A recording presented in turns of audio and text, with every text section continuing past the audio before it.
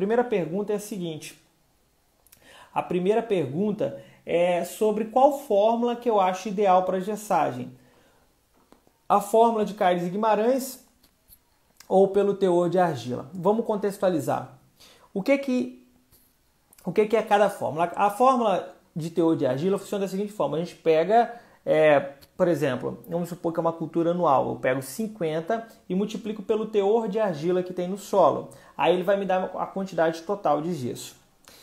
Essa fórmula é uma fórmula, como se diz, de garantia, né? de segurança, vamos deixar assim, é uma fórmula de segurança. Para quê? Para que eu coloque somente a quantidade de gesso que o meu solo ele é capaz de agir sem que haja algum problema ali por excesso de gesso. Né? Porque se o meu solo é mais arenoso, eu preciso de uma quantidade, se o meu solo é argiloso, é outra quantidade. É só por garantia, mas não é nada quantificado, porque tipo assim, eu vou colocar uma quantidade que eu vou colocar tanto de cálcio, tanto de enxofre, não é nada disso. A fórmula pelo teor de argila é apenas para que eu coloque uma quantidade que seja segura, ok? Não tem nada quantificado, é apenas uma fórmula de segurança. Muito simples, pego lá 50, 60 ou 70, né, ou 65, né? 50, 55 ou 60, e multiplico pelo teor de argila. Né? Se é uma cultura anual é 50, se é uma cultura perene é outro valor, enfim. É apenas isso. Mas antes eu tenho que verificar na minha amostragem de 20 a 40 centímetros se há necessidade de gesso. Eu verifico o teor de cálcio e o teor de alumínio. Se o cálcio estiver baixo e o alumínio estiver alto, então eu coloco gesso nessas quantidades.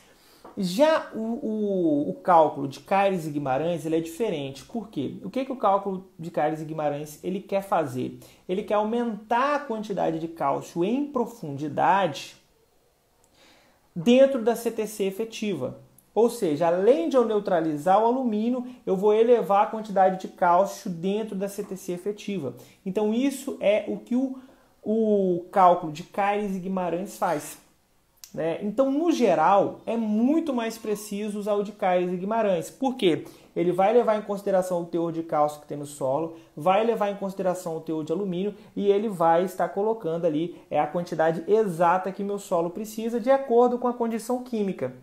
Já o cálculo pelo teor de argila ele é diferente, ele vai só colocar a quantidade de segurança. Independente da quantidade de cálcio que tiver no seu solo, né, se você quer aumentar ou não, se você olhou o teor de alumínio está alto, você vai colocar aquela quantidade de gesso, independente do valor de cálcio. Já no cálculo de Caires e Guimarães, não. Nós vamos adaptar o solo, ou seja, nós vamos aumentar a quantidade de cálcio em profundidade dentro da CTC efetiva. Então, no geral, o cálculo de Caires e Guimarães ele tem sido bem mais preciso. Agora, um ponto importante é que esse cálculo é bem novo. É muito novo. A gente ainda temos muitos experimentos, porque para a gente poder trazer esse cálculo, foi feito vários experimentos para chegar até ele, tá? Vários experimentos, mas no geral, pessoal, bem no geral, é que tem funcionado muito bem.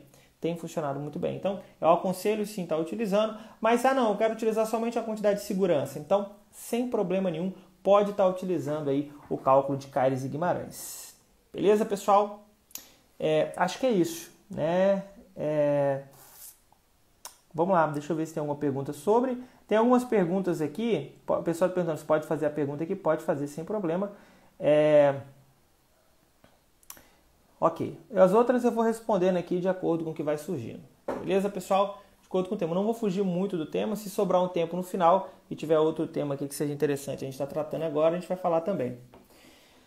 Vamos lá. Próxima pergunta. Pergunta da live é a seguinte.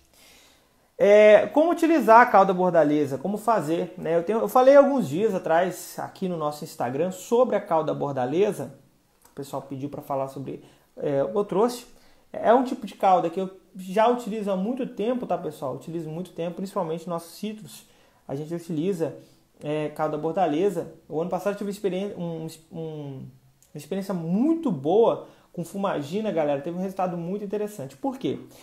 O que é a cauda bordaleza? Nada mais é do que o sulfato de cobre e cal.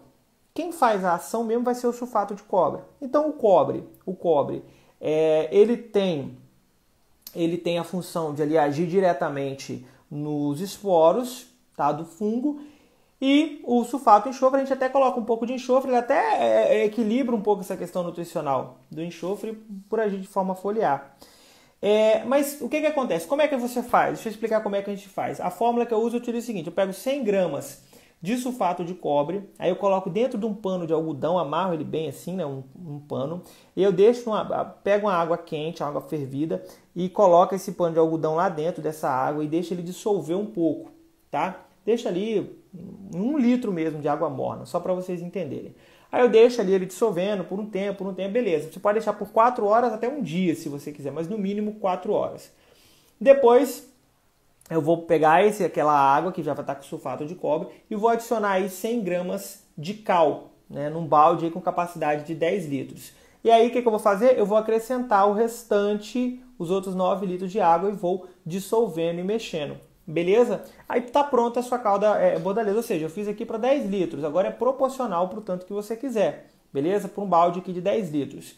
O que nós vamos fazer então? Fiz isso aqui, aí eu vou fazer o teste da faca. Eu pego uma faca de ferro, coloco lá dentro, deixo lá por 2, 3 minutos, você tira. Se ela não enferrujar a ponta, lá dá um tipo de ferrugem, não, oxidar na verdade, né? Enferrujar, oxidar a ponta quer dizer que ela não está ácida. Se ela ao chegar a oxidar, quer dizer que você precisa colocar um pouco mais de cal, porque aí você vai colocando aos poucos até ela ficar bacana. Feito isso, você pode estar fazendo a aplicação. O que acontece? Funciona bem? Funciona bem, galera, porque o princípio ativo é o cobre, né? O cobre é um excelente fungicida, então você pode utilizar ele sem problema nenhum. Custo baixo, apesar de que o sulfato de cobre a gente tem encontrado um preço até um pouquinho alto no mercado. Mas se você vai usar sempre, você pode comprar um saco fechado, que ele vai ter um valor um pouquinho maior, mas aquilo dá muito tempo. Porque você imagina, você utiliza 100 gramas de sulfato de cobre para 10 litros. Aí você vai aplicar. Aí você faz isso aqui proporcional para quantos litros você quiser, para 100 litros, enfim. Então, ou seja, funciona muito bem. Agora, como que a gente utiliza? Isso aqui vai ficar a seu critério. É uma planta muito nova, não é bom você aplicar muito. Tipo assim, muito que eu falo é dia sim, dia não, algo do tipo. Pode fazer uma aplicação por semana, tá? Você pode fazer uma aplicação por semana, tanto de forma preventiva, como se você tiver um início de esporos. Se você viu que tem um pouco de esporos aparecendo, algum sintoma fúngico, né? Aqui, por exemplo, a gente principalmente aqui na época de maior incidência no café, a gente tem utilizado, né, de algumas doenças fúngicas, a gente utiliza de forma preventiva e quando começa a surgir um pouquinho já de fungo, ou até mesmo aí quando a gente já começa a sentir ali um amarelecimento, e que a gente tenha certeza que é fúngico, a gente já faz a aplicação. Tem funcionado até mesmo para outro tipo de doença que não seja fúngica, mas não é algo tão impactante, tá? Você pode fazer uma aplicação semanal, se você quiser, ou até mesmo quinzenal. Em algumas épocas do ano, onde a incidência fúngica é muito grande, a gente tem recomendado fazer pelo menos uma vez por semana, em alguns casos até 2 vezes por semana. Você não pode exceder muito. Aí você passa debaixo da folha por cima, pode passar um pouco no caule também. Se estiver sobrando, você pode até jogar um pouco no solo ali, que não vai fazer mal nenhum. Não é um fungicida registrado como um produto químico, né? Apesar de que é químico, né, pessoal? Porque se vocês pegarem vocês vão pegar vários fungicidas que são cúpricos, entende? Então, assim, mas no geral funciona muito bem, pode utilizar. O que vocês não podem deixar de fazer é o teste da faca, pessoal. Por quê? O teste da faca ele te dá a certeza de que não está ácido. E você aplicar ele muito ácido pode ser prejudicial para a sua planta. Beleza? Mas façam o teste. Vale muito a pena. A experiência que a gente teve ano passado, a gente estava com um ataque de fumagina muito grande em plantas novas, alguns citros que a gente tinha plantado, de terminar de plantar. Aí nós fizemos o primeiro teste com a calda bordaleza. Nós tivemos resultados em uma semana, a gente já não tinha praticamente quase nada de fumagina, tá? Muito interessante mesmo, ou seja, muito barato, muito fácil de ser aplicado. Beleza, pessoal? Então, vale muito a pena. Vamos lá, vamos para a próxima pergunta. Poderia explicar o que são os ácidos úmicos e os ácidos fúlvicos? Muito tem se falado aí nos ácidos úmicos e ácidos fúlvicos, né, utilizando aí como produtos, né? Posso colocar ali os ácidos úmicos, fúlvicos, aquilo ali é um produto novo. Deixa eu explicar. Ácidos úmicos e ácidos fúlvicos, eles são resultados de um processo de umificação da matéria orgânica. A matéria orgânica, quando ela passa pelo processo de decomposição e de umificação, ela vai liberar em algum momento ali as substâncias úmicas, né? Os ácidos úmicos, ácidos fúlvicos, as uminas, enfim. Mas nós vamos parar nos ácidos úmicos e fúlvicos, que são a maior proporção e que são eles que vão dar aquela característica escura na matéria orgânica. Ácidos úmicos e fúlvicos são muito interessantes e são muito importantes. Eles já acontecem de forma natural no seu solo quando você tem uma boa quantidade de matéria orgânica e ela está ali em decomposição, né? Então, assim, eles são condicionadores do solo? São condicionadores do solo. Eles vão aumentar um pouco a sua CTC, isso é interessante. Eles melhoram a estrutura física e química do solo. Alguns processos energéticos da planta também são favorecidos, melhora alguns tipos de germinação de semente, que é muito bacana, desenvolvimento radicular, enfim. Nós temos vários benefícios aqui. Deixa eu segurar a pergunta aqui, porque está passando, pessoal, porque eu seguro o Instagram aqui. Então, assim, tem vários benefícios dos ácidos úmicos e fúlvicos, que nada mais é do que a própria matéria orgânica. A matéria orgânica ela vai entrar nesse processo de umificação e vai liberar ácidos úmicos e fúlvicos. E aí a pessoa pergunta assim, bom, e se eu posso utilizar, então, esses ácidos úmicos e fúlvicos na adubação? Pode sim, eles vão ser excelentes. Algumas pessoas pensam assim, eu posso então substituir a minha adubação orgânica? Aí você tem que tomar um pouco de cuidado, porque você tem que entender o que é esses ácidos úmicos e fúlvicos que eles estão te oferecendo. Por exemplo, nós temos as tufas, né? As tufas elas são formadas aí de resíduos vegetais, né? Formados aí de resíduos vegetais direto. Tem a vermiculita, beleza? A vermiculita também ela pode ser utilizada aí para produção de ácidos úmicos e fúlvicos. A fibra de coco também é utilizada, serragem de madeira, chorume de algas e alguns compostos em geral, que no final vai te oferecer os ácidos úmicos e fúlvicos. Entre os úmicos e fúlvicos, eles têm a diferença ali quanto à densidade, mas no geral eles têm benefício tanto para a CTC quanto até mesmo na liberação ali de alguns nutrientes, como o próprio nitrogênio, como é o caso aí dos ácidos úmicos, tá, pessoal? Então, assim, é interessante? É interessante. Já temos ele no solo? Se você tiver matéria orgânica, sim, você vai ter ele no solo. Posso acrescentar na minha adubação? Pode acrescentar sem problema nenhum, que vai melhorar sim a sua estrutura do solo e compensa muito. Um ponto interessante dos ácidos úmicos e fúlvicos, porque na verdade, quando a gente coloca matéria orgânica no solo, quem a gente quer de verdade são eles, né? São os ácidos úmicos e fúlvicos, que vão ser um resultado da própria decomposição. Aí a questão de nutriente, como que funciona? Ela vai liberar de duas formas. No próprio processo de decomposição, essa atividade microbiana libera alguns nutrientes, como no final, quando ela já virou um ácido úmico, por exemplo, ela já vai estar liberando também um pouco de nitrogênio, que ali vai estar disponível naquele composto, ok? Agora, quando a gente pega uma análise química do solo, aí está lá o teor de matéria orgânica, 2%, 3%. Pra gente, é logo assim, só pegando uma análise química do solo e que você viu lá que está 2%, não significa tanta coisa. Por que não significa tanta coisa?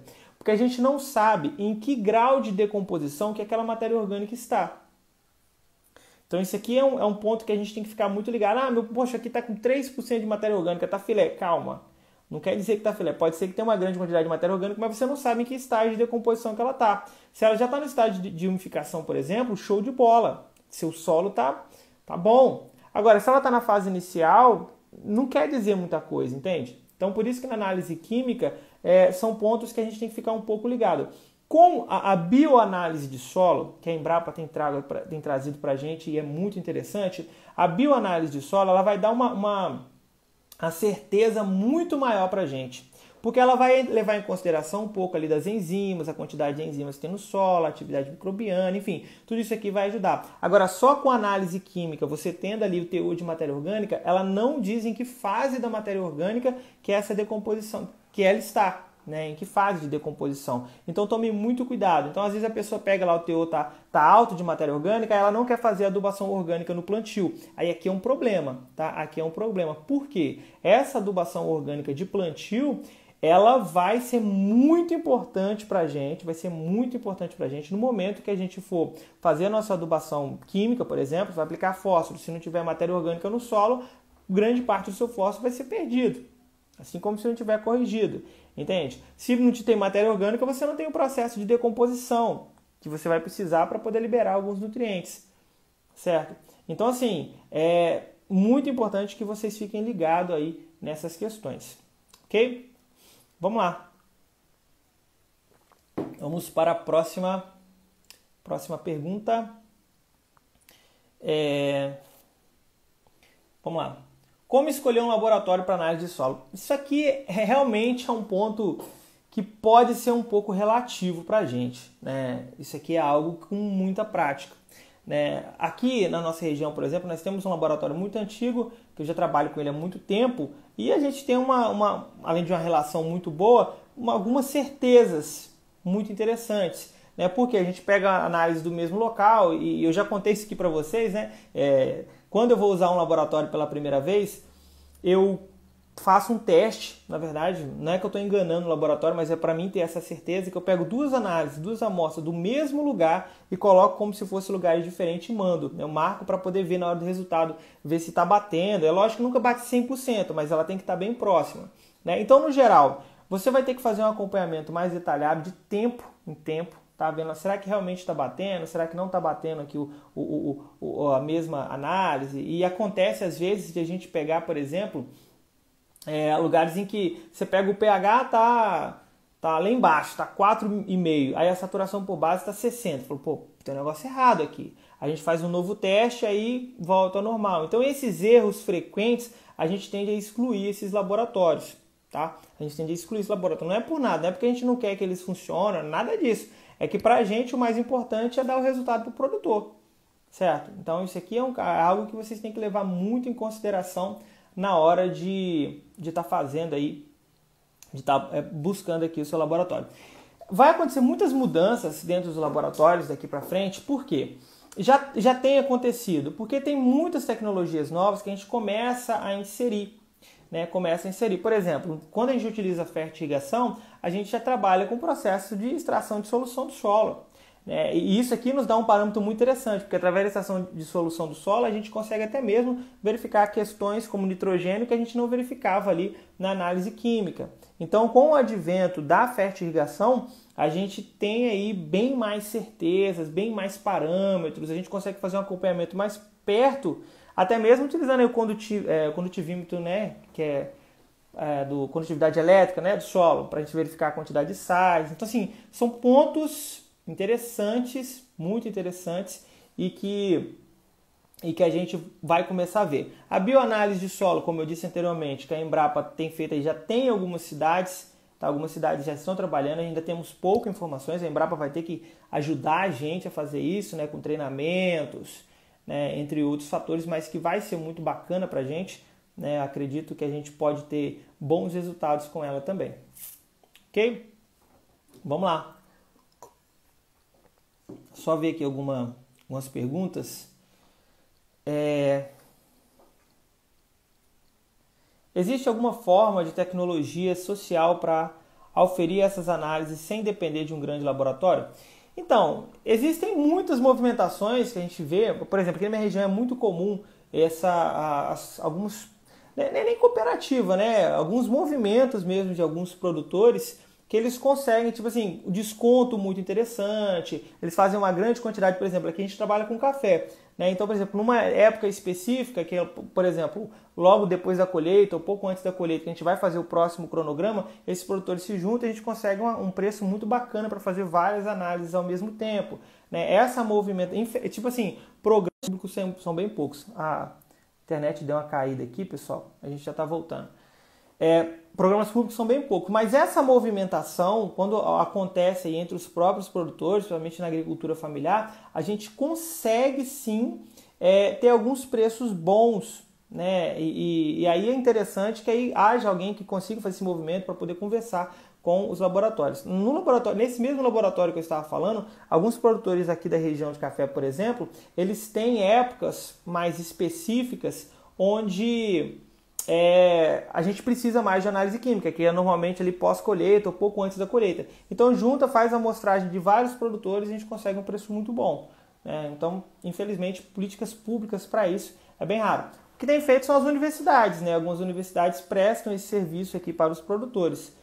Aqui mesmo, né, do Espírito Santo, ela presta esse serviço. Agora não está fazendo, né? mas volta e meia a gente conseguia com as faculdades, né?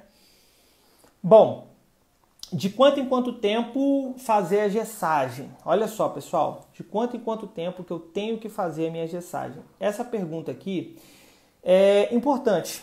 Por quê? Isso aqui vai depender do tipo de cultura que você trabalha. Por quê? Se é uma cultura com sistema radicular profundo, como por exemplo a cana-de-açúcar, eu aconselho fazer aí uma amostragem de 20 a 40 centímetros mais frequente, pelo menos a cada 2 anos. Tá? Para que você verifique não somente a quantidade de alumínio e cálcio, mas também outros nutrientes. Agora, se você trabalha com a cultura de sistema radicular mais superficial, mesmo que ela seja pivotante, mas que a principal parte de absorção seja de forma superficial, não há tanta necessidade de você fazer dessa forma. Você pode fazer a cada 3, 4 anos a análise de 20 a 40 centímetros. Mesmo porque o efeito residual do gesso é assim. É a cada 3 anos, tá, pessoal? É a cada 3 anos. Então isso pode variar muito de acordo aí com o tipo de cultura que você utiliza. Beleza? Entendeu? Então, isso aqui fica muito simples de a gente entender. Vai depender aí do tipo de cultura. E hoje perguntaram aqui sobre a questão do sistema radicular, né, se a gente verifica somente alumínio e cálcio. Então, esse que é um ponto interessante. Culturas onde o sistema radicular é mais profundo, a gente tende a verificar também como que está as condições químicas gerais de 20 a 40, quantidade de fósforo, de potássio, né, micronutrientes. No geral, a gente, para fazer esse paralelo com a camada de 0 a 20, beleza? Mas no geral é importante sim que se faça periodicamente a gessagem, tá? Os efeitos são muito interessantes, beleza? Posso fazer a gessagem com maracujá plantado há 15 dias? Olha só, Carlos, não é que você não pode, não. O ideal fosse que tivesse feito bem antes, né? Bem antes.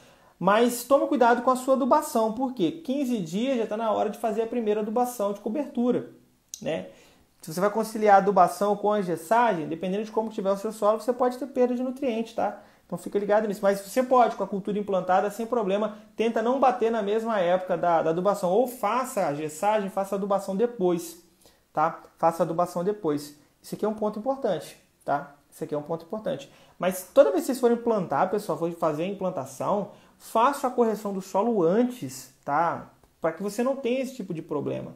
Mas, e outra coisa, para o maracujá, no caso, eu peço que antes de você fazer essa gessagem, você verifique camada de 20 a 40 centímetros, tá? Porque essa camada de 20 a 40 centímetros é que vai nos dar a certeza se realmente há necessidade. Não precisa fazer a aplicação de gesso se não há necessidade. Então o Carlos está falando que fez a calagem. Ótimo, beleza, tá? Isso aí. Vamos para a próxima pergunta. O composto orgânico não substitui esterco, mas pode ser uma excelente ferramenta. Quando? Olha só, esse aqui é um ponto interessante, o esterco de gado, tá? Mas lembra, tem que estar bem feito. Assim como o esterco de gado, se ele também não tiver curtido, você tirou ele do carro e já vai colocar, ele pode ser prejudicial também. Mas você pode estar utilizando.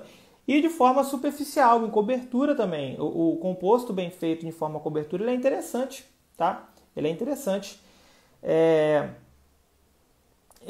Há um tempo atrás, a gente utilizava na cultura da banana, a gente tinha uma compostagem que a gente utilizava e utilizava como forma de cobertura. Periodicamente estava me enriquecendo o solo com esse tipo de matéria orgânica e dá uns resultados muito bons, tá? Dá um resultado muito bom.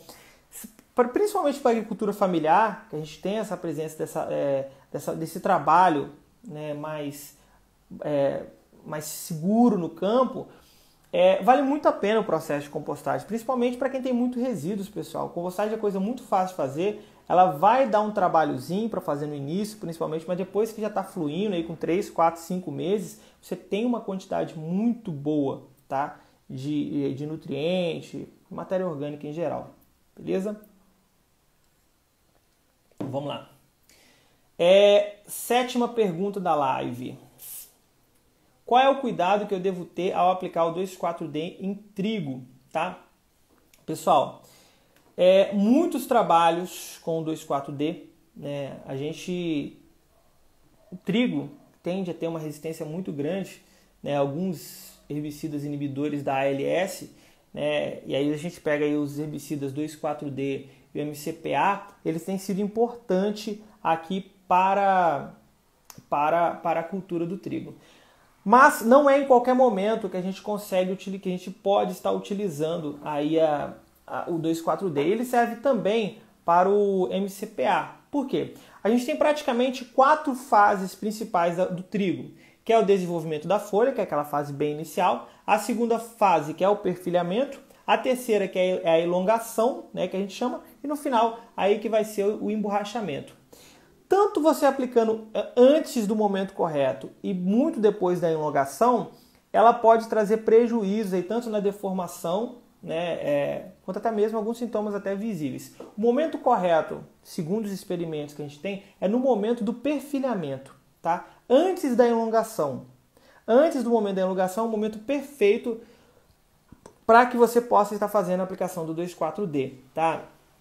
No desenvolvimento da folha, aquele desenvolvimento inicial não é muito interessante, pode ser ruim para você. Agora, a partir do perfilhamento e antes da elongação, quando a gente fala em elongação, a gente vê aqueles colmos que eles vão estar ali de 1 para 2 centímetros, tá? Aí já é um momento que passa a ser ruim para a nossa aplicação. Teve outra pessoa que perguntou aqui, deixa eu ver se eu acho aqui a pergunta.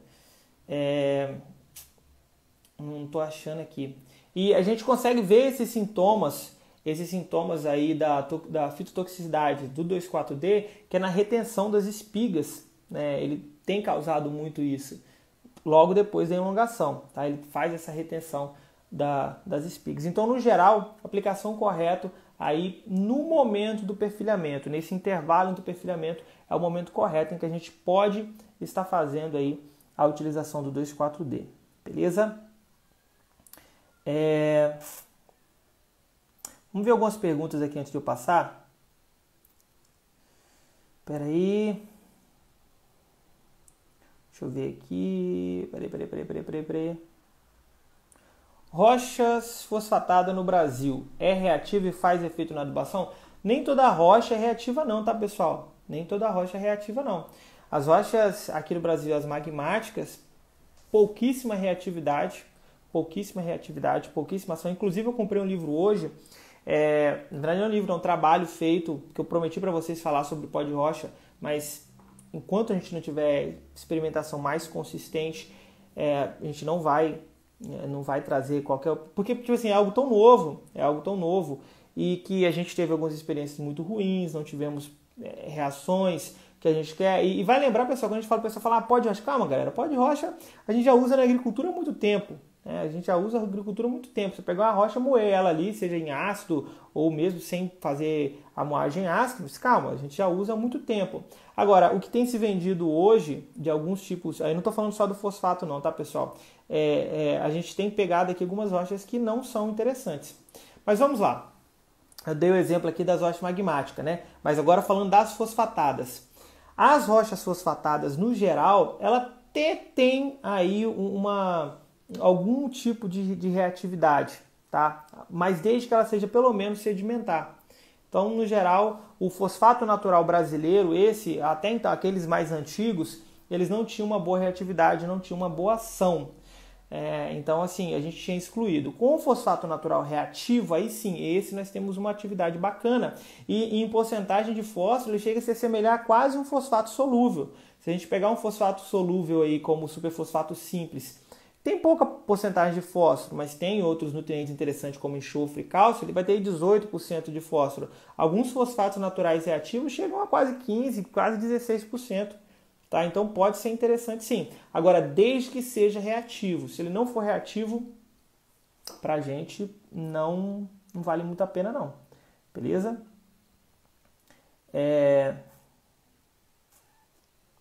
Deixa eu ver aqui. Vamos lá. Posso colocar gesso com super simples para fazer muda de café em viveiro? Ah, tá, para fazer a muda, né? Tem algumas recomendações que até utiliza, né, o gesso café, mas eu não vejo tanta necessidade. Porque se você já for utilizar, por exemplo, o superfosfato simples, ele já contém enxofre, tá, pessoal? Pra gente, qual que seria o ideal? Por que a gente precisaria estar o gesso? Qual que seriam as características? Primeiro, neutralização de alumínio, né, por causa do sulfato. Depois, o próprio enxofre, que contém também o cálcio. Mas se você pensar bem, o superfosfato simples ele já contém enxofre, já contém cálcio, já contém fósforo. E no geral uma muda, se for em produção de muda, ela precisa de uma quantidade pequena, né? Então tem que tomar um pouco de cuidado aqui. Vamos lá, deixa eu ver aqui as outras perguntas. Pessoal, tem muita pergunta. Vamos ver, peraí. Bom, deixa eu responder as outras aqui, pessoal. E eu volto aqui nas perguntas, tá? Porque tem muita pergunta bacana aqui pra gente poder falar ainda. Ah, tá. Aqui é uma pergunta que a galera toda vez... Muita gente acha ruim que eu falo, mas... fazer o quê? O que você acha do curso de agronomia semipresencial? O pessoal perguntando o que eu acho da agronomia semipresencial. Vamos lá, pessoal. O que acontece? Eu não estudei de forma... Quer dizer, não fiz faculdade de forma semipresencial. Não sei, eu nunca fiz, tipo assim, por exemplo, um curso de graduação online, o semipresencial. Mas de uma coisa eu tenho certeza absoluta, tá? Vamos lá. Primeiro ponto é lógico que presencial você tem muito mais oportunidade. Tem muito mais oportunidade. Você pode ter muita prática, apesar de ter faculdades que tem pouquíssimas práticas. O contato, você tem mais contato. Agora, se alguém afirmar para você que um agrônomo que forma presencial ele vai ser melhor do que o semipresencial, né, eu discordo. Principalmente na época em que nós vivemos agora, que a informação está aí. Está aí a informação. Muito fácil adquirir conhecimento, tanto em livros como na internet.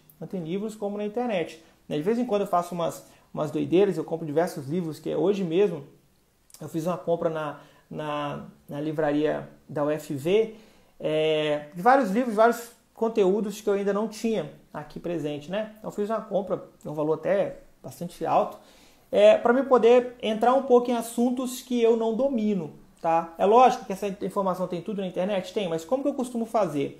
Eu vou lá, pego um tipo de conteúdo, né? Tem até um aqui de controle biológico que eu achei na UFV, show de bola. Eu vou engolir esse livro todo primeiro, depois eu vou pegar os pontos principais e vou começar a buscar em conteúdos, enfim, e vou sistematizar esse conteúdo. Agora, repara que eu não preciso fazer uma pós-graduação para isso. Ah, Daniel, você é contra o mestrado, o doutorado? Não sou contra não, cara. Nunca pense isso, porque lato stricto sensu é muito importante para o desenvolvimento da nossa ciência, cara. Se não tiver isso, mas a minha área não é pesquisa, entende? A minha área é mais prática, a minha área é de assistência, a minha área é de treinamento. Então, assim, eu não trabalho com pesquisa e extensão, né, de forma geral. Agora, mas a gente precisa da galera que faça o mestrado, que faça o doutorado, que faça o pós, para poder trazer essas pesquisas, esse embasamento técnico para a gente. Então tem lugar para todo mundo. E o que eu estou querendo dizer? Que eu não preciso fazer uma pós para poder adquirir esse conhecimento. Eu posso comprar livro, posso comprar curso, posso ir de campo, eu posso absorver todo esse conhecimento. Então dizer que alguém que fez uma agronomia presencial é melhor do que um agrônomo que fez semipresencial é uma pura mentira. Porque se esse camarada que faz semipresencial, ele resolver estudar, ele engolir a literatura, ele correr atrás da prática, ele pode ser bom, tão bom quanto muito melhor do que o que fez presencial. Entende? Então, não é porque você faz semipresencial, que você faz presencial, que isso vai definir aí o seu nível técnico. No geral, o que vai definir o seu nível técnico é o seu nível de protagonismo na hora de estudar. Isso aqui conta demais. Saber estudar, saber pegar conhecimento. Hoje alguém fez uma pergunta hoje cedo, acho que quem estava aqui nos stories acompanhou, o pessoal perguntou assim: Daniel, você sabe isso tudo de cabeça? Não sei tudo de cabeça. Eu vou pegando, vou estudando, vou contextualizando sempre com a prática, vou buscando a prática, que é o mais importante para a gente poder contextualizar isso aqui, e vou guardando os conteúdos. Tem conteúdo que eu esqueço, aqui que eu faço? Eu vou lá, busco e fica facinho de eu regurgitar isso aqui, né? Eu rumino esse conhecimento, mas eu não sei não de cabeça. Inclusive, a assistência técnica, você acha que eu sei a quantidade de nutrientes que cada planta precisa? Não, jamais, mas eu tenho isso aqui tudo muito bem armazenado. Então, quando eu vou prestar uma assistência sobre o tomate, verifico de novo, bato, pego a análise química, aí sim eu vou sistematizar um conteúdo. Eu nunca confiei muito em alguém que chega lá na roça e fala assim: ó, essa folha aqui tá com essa listrinha amarela, quer dizer que é falta disso. Calma, cara, calma aí. A gente tem tecnologia para isso, tem análise foliar para isso, tem análise de solo para isso, a gente tem literaturas para isso. Então, no geral, o mais importante de tudo, tem o contato direto com o seu professor o tempo todo, você tem a prática mais fácil, você tem o campus ali para você ficar ali, você tem uma biblioteca lá para você estudar, e tá ok, então aproveite isso, você pode fazer de forma presencial, se você pode fazer uma faculdade de forma presencial, como eu pude fazer. Agora, eu tenho minhas dúvidas se hoje eu faria presencial, sabe? Não por nada, não que eu não faria assim, eu faria para ter um melhor aproveitamento, para facilitar as coisas para mim.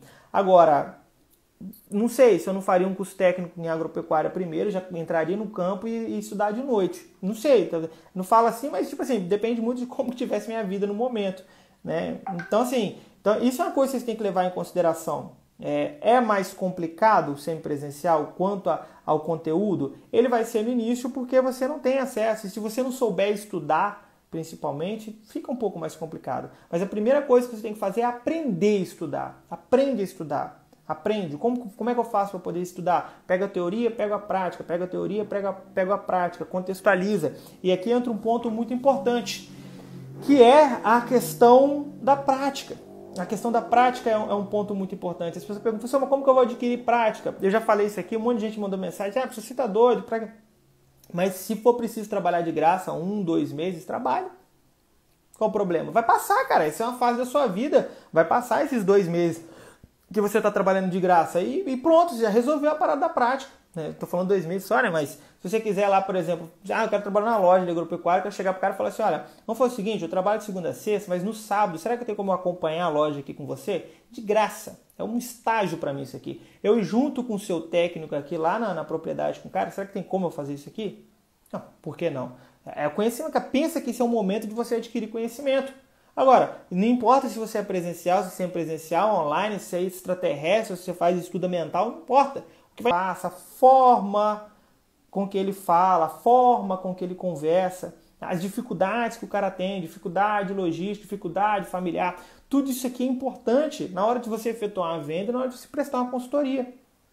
Né? E as pessoas não têm levado isso em consideração. Então, assim, se for preciso trabalhar de graça um tempo, não é que você vai trabalhar para sempre de graça, faça isso. Esse dia, uma pessoa me mandou uma mensagem no direct agradecendo, e eu achei interessante, eu nem postei, eu acho, até preservei, mas ela falou assim, pessoal, quando você falou a primeira vez de trabalhar de graça, eu fiz isso. Eu fui lá, era na cooperativa, ela pediu a cooperativa para poder trabalhar lá, ficar lá dentro um tempo, aí ela ficava sexta e sábado, ela contou, durante um período, aí tipo assim, para ela já estava filé, ela já estava no 5º período, acho, de agronomia, sexto, não sei, na sexta-feira à tarde e no sábado de manhã, ela ia para a cooperativa. O que aconteceu? Pegou, ela ficou acho 5, não lembro a quantidade de meses agora, eu tenho que retomar aqui. O que aconteceu no final? Aí beleza, ela saiu, terminou e a cooperativa contratou ela. Né? Cara, isso é o sonho de todo dono da empresa. Todo dono da empresa. Alguém que chega ali e fala, eu quero trabalhar de graça. Não é pelo trabalho de graça, é sim pelo esforço, cara. Esse é o profissional que resolve tudo pra você. Esse profissional resolve tudo pra você. O cara que você pode jogar nas costas dele, no bom sentido, tá? Jogar a empresa nas costas dele por responsabilidade, tá? Então, assim, não tem jeito. Pessoal, não tem jeito. Você vai precisar de pegar a prática. Aí fala assim, mas presencial você tem mais prática. Cuidado, que não é bem assim também não. Porque o que a gente tem no campus são laboratórios. Você tem ali uma gleba de banana, uma gleba de maracujá, você tem ali uma avicultura, tá? Mas ela não remete ao que é realmente a prática, ao que é realmente o produtor. Muito cuidado com isso, tá, pessoal? É muito fácil você produzir no campus quando você não tem pressão de produção e escalabilidade, de venda, de comércio, de tudo isso daqui. Então esse aqui é um ponto que você tem que levar em consideração. Então, de presencial ou não, de presencial ou semipresencial, foca no seguinte, foca em pegar a teoria que você precisa e juntar com a prática. Mas tem conteúdo ali que eu nunca vou usar. Cara, não tem problema, então passa por esse trem logo. Passa por isso, tá? Você não vai usar isso aqui, então faz o que precisa fazer para tirar os seus 60, 70 pontos nesses conteúdos e passa para frente. Não, mas eu cheguei aqui agora no momento de trabalhar aqui com os não ruminantes. Eu me interesso nessa área, é importante. Ok, agora você trabalha um pouco mais detalhado, entende? Então eu acho que isso aqui, eu acho que ele muda o jogo, tá? Esse ponto aqui é o que muda o jogo. É a prática que você adquire. E aí o pessoal, alguém, quando eu comentei há um tempo atrás sobre trabalhar de graça, acho que foi até naquela postagem que eu fiz um tempo atrás, alguns perguntaram sobre, que eu até coloquei aquele na subida que a canela engrossa, aí alguém comentou embaixo lá assim, então quer dizer, agronomia, estude 5 anos para trabalhar de graça. Não é assim, cara. Pelo amor de Deus, não é assim. Você não vai estudar 5 anos para trabalhar de graça. E você quer o quê? Você quer sair, terminar a faculdade, esses 5 anos ali, ou 6, 7, a gente fica lá mais tempo, né? E aí você quer sair dali, já quer ganhar 15, 20, 30 mil, 10 mil, enfim, o teto, né? Quer ganhar 10 piso, né? Quer ganhar 10 mil. Isso não vai acontecer. É muito raro isso acontecer. Isso é um processo. E esse processo ele é muito interessante, tá? A queda ali, adquirir conhecimento, ir para o produtor. Então, esse é um ponto mais importante. Então, a minha opinião e outra coisa. As pessoas falam, então quer dizer que é só correr para uma SEMI presencial? Não. Agora pensa por outro lado. Se você tem a possibilidade de fazer presencial de forma integral, faça de forma integral. Você tem a possibilidade de aquisição de conhecimento é muito maior. Fora o momento, né? Os 5 anos que você está ali, que é muito interessante. 6, 7, sei lá quanto tempo você vai ficar lá dentro. É muito interessante isso daí. Se fosse eu hoje, eu ia querer sair da faculdade o mais rápido possível. É lógico que quando nas questões burocráticas, é por isso que a gente não começou a divulgar para vocês, mas que vai ser bastante interessante, né? Enfim, então eu aconselho vocês se a sua condição é de fazer semipresencial, faça semipresencial, entra de cara, acaba com isso logo, tá? Acaba com isso logo. Né? Não é para você ficar preso na faculdade para sempre. Eu tenho colegas meus que estão lá até hoje, bicho. Estão lá até hoje, não sei como não jubilaram, não sei nem o que está acontecendo. Alguns saíram, discutiram, estão presos em química analítica até hoje. Né? Os caras não quer, porra, não quer. Eu queria acabar essa porra o mais rápido possível. Né? Então façam isso daí. Beleza? Então, no geral, é isso, pessoal. E outra coisa também, um ponto importante, essa é só a minha opinião, tá? Essa é só a minha opinião. Eu não sou uma pessoa de pesquisa, não sou uma pessoa de querer ficar preso num doutorado, preso entre aspas, tá, pessoal? Não entendo isso como mal, não. Na verdade, se não existisse essa galera que quer fazer mestrado, doutorado e quer estudar em pesquisa, hoje eu não conseguiria nem trabalhar. Porque eu já falei isso aqui 1000 vezes para vocês, que grande parte daquilo que eu trago hoje de conteúdo, de conhecimento para vocês, eu tiro de teses, tá? De experimentos em geral, de artigos em geral que essa galera produz. Eu pego isso daí e trago para a prática. É o que eu faço e que eu gosto muito de fazer. Essa semana alguém perguntou assim, professor, esse cronograma que você apresentou para a gente há pouco tempo aqui agora do maracujá, você tirou de algum lugar? Tirei de vários lugares, de vários artigos e várias experimentações. Eu vou pegando essa galera. Então eles são muito importantes. Eles são muito importantes para a gente. Né? Mas não é a minha área, tá? Não é a minha área. Aí fica a critério de cada um. Né? Colegas que estudaram comigo que não conseguem sair, entre aspas, do acadêmico e tá tudo bem, tá? Mas a minha opinião é diferente, minha parada é mais prática, né? Bom, deixa eu responder aqui algumas dúvidas de vocês ainda. Isso aí, é por causa de um tipo de pensamento que tem um bocado de diploma parado. Pessoal, eu acho que também não é só na nossa área, não é só no nosso setor. Muitos não tem jeito, cara. Qualquer tipo de arrogância, falta de humildade, ela acaba com qualquer pessoa, né? Se você é um agrônomo, cara, se você é um agrônomo, você acha que você é melhor que alguém por causa disso, ou se você é um médico, enfim, cara, esquece, isso não existe, cara, isso não existe. O nosso foco é produção, tá? O nosso foco é produção. E, porra, que baita foco, né, cara? A gente produz alimento, porra. Vamos lá, deixa eu ver aqui. Não é de graça, é um investimento na própria carreira, exatamente. Toda prática é um investimento, cara, toda prática. Eu acho um absurdo ter dia de campo, lá tem dia de campo que alguém está promovendo, algum órgão, alguma pessoa, alguma empresa está promovendo. Você tem a condição de ir, não vai por preguiça, cara. Pelo amor de Deus, vai lá, cara, vê o que tem de mais novo. Eu mesmo, só para vocês terem uma ideia, eu comecei a me aperfeiçoar em fertirrigação a partir de um dia de campo que eu participei ainda na faculdade. Cara, eu achei fantástico, cara. Era um dia de campo de fertirrigação e utilizando, assim, não era só de fertirrigação, era de irrigação localizada, fertirrigação e utilização de tensiômetro. Cara, eu achei fantástico a experiência de um produtor, que era até próximo de onde eu estava no momento, né? Eu fui lá, achei aquela experiência fantástica, eu fui me aprofundar naquilo, pegando a prática do camarada, bicho. Enfim, se tem possibilidade de ir de campo, não agora, né? Agora não tá tendo nada com essa parada aí, mas faça, beleza? Faça. Deixa eu ver aqui, até porque com essa pandemia tudo que é online deu um salto muito grande. Deu um salto muito grande e as pessoas aprenderam a se virar mais. Desde, não só no campo, né? Pô, a galera aprendeu pelo menos a fazer uma transação pelo celular. Não sei se vocês sabem, mas a transação pelo celular de uma transferência ou algo do tipo é muito mais seguro que no próprio computador, né? Enfim, a galera começou a aprender a trabalhar um pouco mais em home office, algumas coisas que não precisam de reunião, que um áudio resolve, né? Eu tenho raiva de reunião, porra, os caras às vezes marcam uma reunião para poder fazer uma coisa que com um áudio você resolveria. Então, a gente aprendeu a ganhar tempo, né? Isso aqui é muito interessante. Beleza? Humildade sempre em primeiro lugar, exatamente. Isso aí. Deixa eu ver aqui. Qual o melhor adubo de Fundação Bramanga? 10-10 ou 10-50? Nenhum. Tanto faz. É lógico que eu não utilizaria... bom, se bem que com nitrogênio é uma quantidade muito pequena. Mas, assim, se você for utilizar um com 50, né? Um fósforo de 50, você vai poder utilizar uma quantidade menor. Mas isso é indiferente. Não é essa a pergunta certa, beleza? Deixa eu ver aqui. Falou a verdade, professor. Formei em técnico e já entrei na área. Sou consultor em uma revenda, estou com 20 anos. Mas tudo foi questão de foco. Exatamente.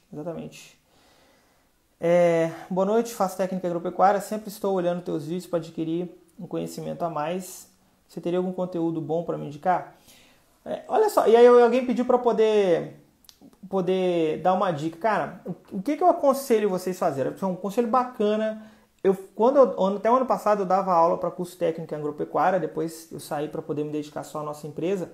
E o que acontece? Qual é o conselho que eu sempre dava à galera? Cara, primeiro, você quer ficar na sua região? Tá? Por exemplo, a minha região aqui, a gente tem o café como cultura principal, nós temos outras frutíferas como banana, temos citros, pimenta do reino também tem um pouco, e alguma coisa de bovinos. Suínos quase não tem aqui.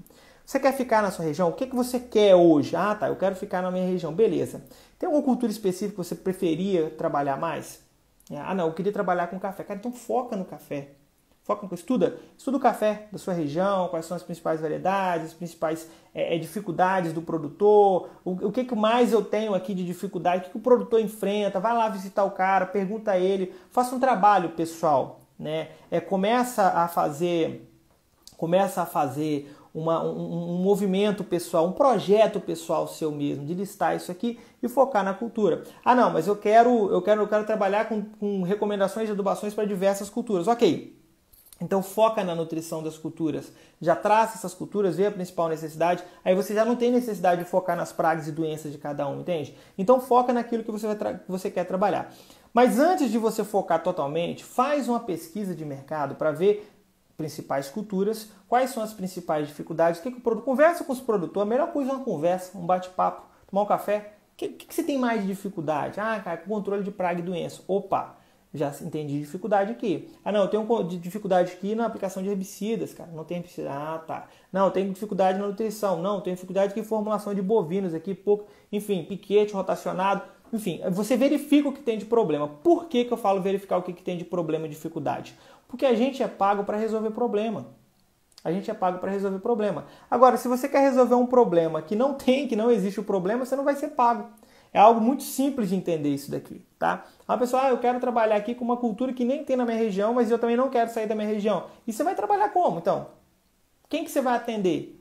É possível atender pela internet? Beleza, então você está criando um novo mercado, faz uma pesquisa aí, ótimo. Agora, se você quer trabalhar em campo, você vai ter que verificar o que você tem de principais culturas aí, de principais criações, né, que seja, não estou falando só de culturas. Identificou quais são os principais problemas, aí você começa a focar nesses problemas, tá?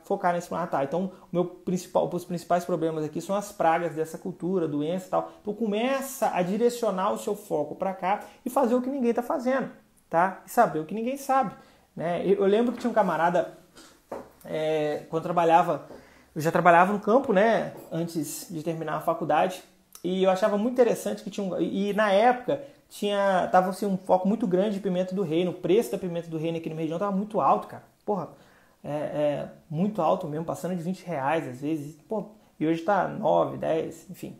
Então assim, o preço estava muito alto, então teve um foco muito grande de pimenta do reino. Eu lembro que tinha um cara, né, não lembro agora, Josimar, eu acho o nome dele, uma parada assim. E todo mundo falava assim, se tem um problema na pimenta, chama esse cara, chama o Josimar. Acho que é o Josimar mesmo, chama o Josimar. Porque o cara realmente era muito foda, né, Josimar? O Josimar era muito foda em pimenta. É, muito foda, né? E todo mundo chamava o cara. E ele resolvia o problema de todo mundo, porque o cara sabia muito. É lógico que ele aproveitou uma onda crescente, que era da pimenta do reino aqui na nossa região.